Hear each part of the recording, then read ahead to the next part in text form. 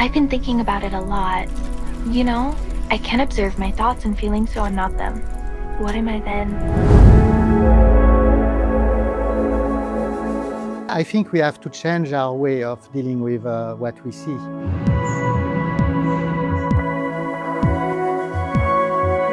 I think when we image are in the media, or we can be blinded by what we believe, so we decide to trust them. But is it true to do that? And then how can we still build our own self-trust system to the world?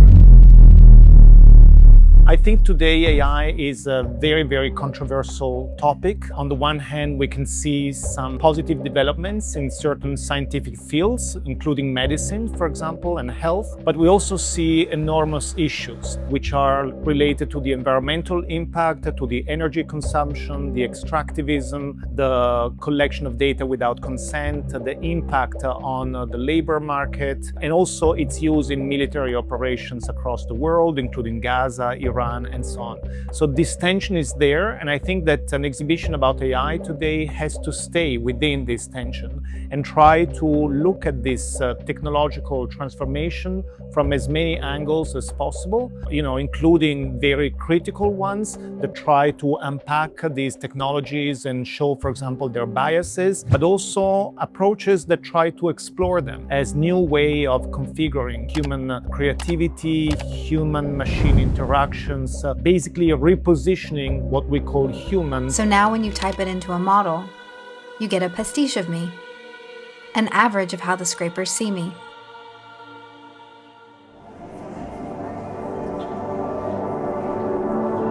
The world through AI is basically glasses through which we are looking at the world, and a glass we have now to look at ourselves, I would say. Slop has become the word to designate this type of images produced by AI, but it comes from an older meaning, and it designates a slimy, muddy matter, so something a bit like disgusting also in a way. AI slop. AI slop. AI slop. Flop. Flop. And slopaganda would be a portmanteau word that's put together slop and propaganda in the very classical sense of the term.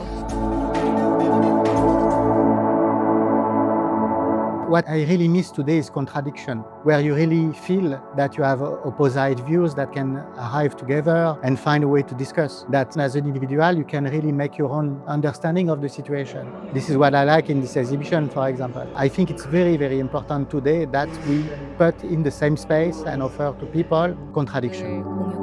With the latest versions of AI models, we're facing the widespread diffusion and proliferation of images that look like photographs, but are not photographs. They do not stem out of any kind of capture or any kind of a recording of light or radiation. This, of course, destabilizes completely and erodes the trust that we historically have built towards photographic documentation. At the same time, these kind of images from an artistic standpoint may also open up very interesting venues. They may help us visualize hypothetical futures, visualize potential alternative pasts. So from an artistic standpoint, it's very interesting. I open a door and then I'm gonna explore inside this door. I don't know where I'm going. I don't have something special to say. I don't have a statement. What is your message? I don't have a message. I don't want people to think like I think. I want the audience to leave this exhibition with a deeper understanding of AI and its various social, political, epistemological implications.